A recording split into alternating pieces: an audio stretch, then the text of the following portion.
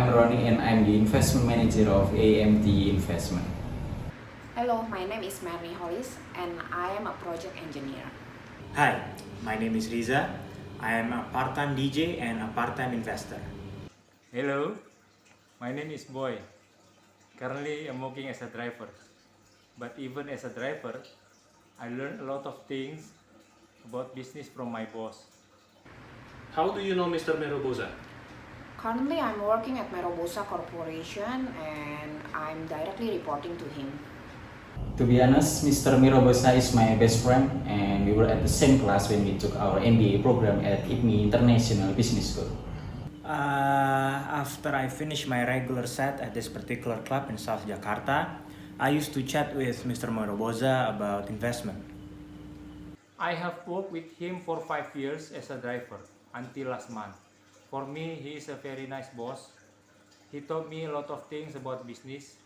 That's why I'm taking course named Corporate Finance at IPMI International Business School. When was the last time you heard about him? Last week he came to my house and seems like he has a serious problem.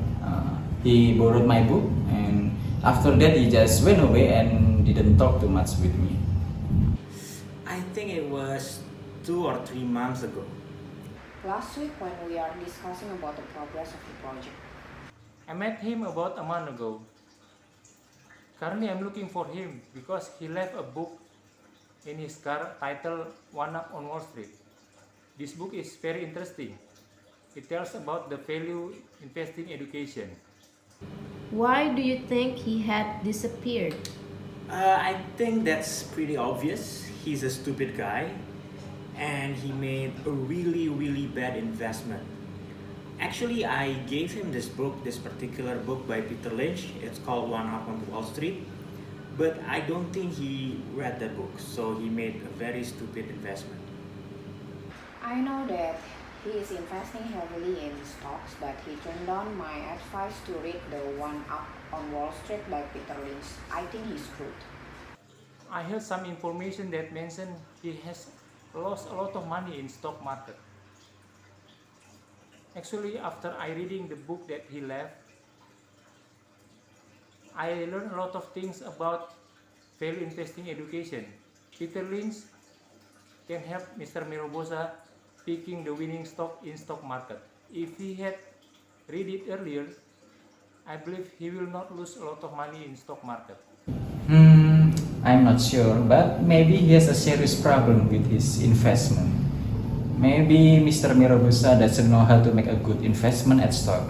I remember at the time when we was discussing about the corporate finance class by Prof. Roy Sembel, I think he doesn't follow the discussion because he thought that the lesson is useless for him. What lesson do you think Mr. Meroboza can learn from this book? Okay, let me explain.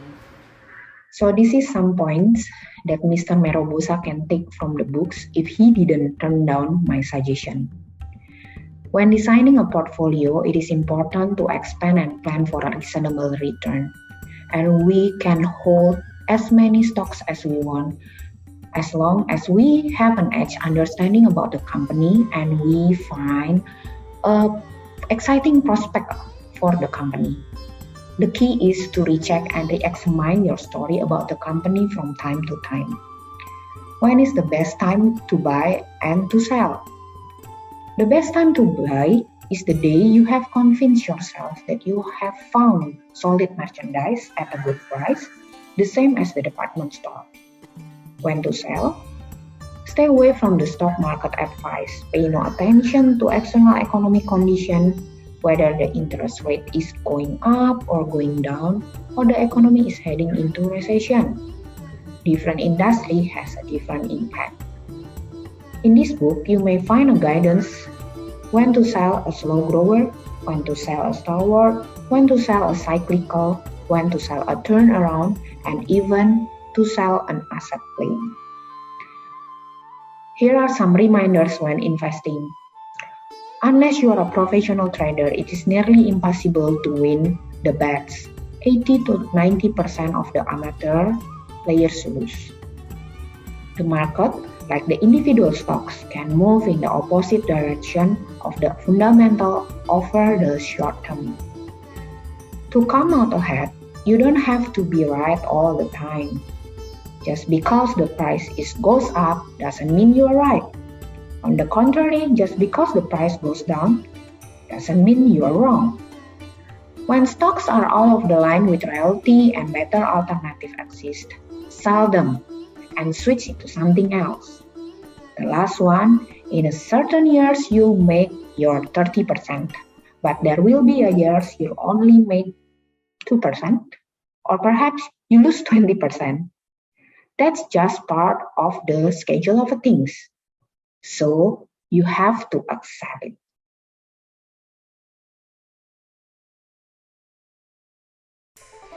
If only Mr. Meroboza had learned about all these things, I believe 100% he would invest in the right stocks and would not disappear like this. I told him about this great book by Peter Lynch, but he just won't read it. Too bad. But the past is the past. And to everyone watching this film, I hope you won't make the same mistakes as Mr. Meroboza. So let me get through the book so you don't have to read all of it. Okay, so the first thing I learned from this book is that you gotta invest in things that you know about or the company that you understand. Second, you'll get your biggest moves in smaller companies. Third, there are 6 general stock categories: slow growers, stalwarts, fast growers, cyclical, asset plays, and turnaround. You should put your biggest attention in the fast growers. These are small, aggressive new enterprises that grow at 20 to 25% a year. 4. According to Lynch, there are 13 attributes that will make it easy for us to find the right company. But my favorite attributes are: 1. It does something dull, so it is quite predictable. 2. There's something depressing about it, in which people would usually avoid it. And 3. It's a no-growth industry, where there's no problem with competition, which is really great. 5. Lynch gave us tips on stocks that he would avoid. I particularly like his tips on avoiding the next something company, such as the next McDonald's, the next IBM, the next Apple, etc., because in his experience, the next of something almost never is. And 6. What makes a company valuable and why it will be more valuable tomorrow is 2 things: earnings and assets, especially earnings. You have to look at the company's PE ratio and future earnings. Before you buy any stock, remember to learn about whether the PE ratio is low, high, or average relative to the industry norms, and try and project what's going to happen to earnings in the next month, the next year, or even the next decade.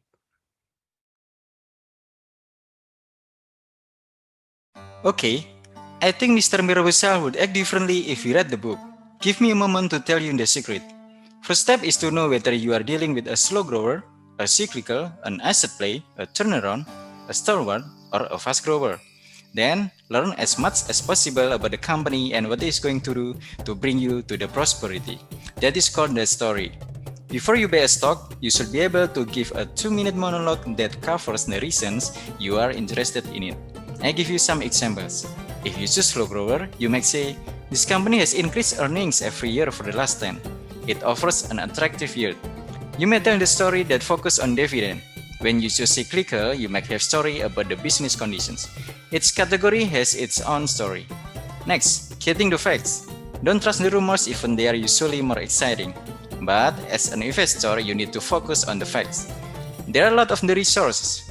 You can ask your broker, call the company and discuss with the investor relation. You can visit the headquarters. We could also learn from Peter Lynch before he bought La Quinta. He spent 3 nights in one of their motels. Testing things is very insightful. Finally, there is no better resource than reading an annual reports. From the reports, we can pick some famous number. These are the various numbers worth noticing. starting from percent of sales, PE ratio, cash position, until the bottom line that refers to the final number at the end of an income statement, pre-tax profit margin. After you know all of this information, it's worthwhile to recheck the company story. Do you get the earnings as expected? Does its merchandise still attractive? What will keep them growing? And what phase of growth the company is? Finally, make a final checklist. You may check the PE ratio, insider buying, and earnings. You may check the balance sheet. Is it a strong or weak balance sheet? You may do the final checklist depend on the stock categories. For example, fast grower. Investigate whether the product that's supposed to enrich the company is a major part of the company's business. So, you have to understand the nature of the companies you own and the specific reasons for holding the stock. By putting your stock into categories, you have a better idea of what to expect from them. If I could suggest Mr. Mirobusa right now, I'll tell him to not invest in a company unless you have a compelling reason to invest and believe in that reason. The most important part is preparing to invest before making the decision.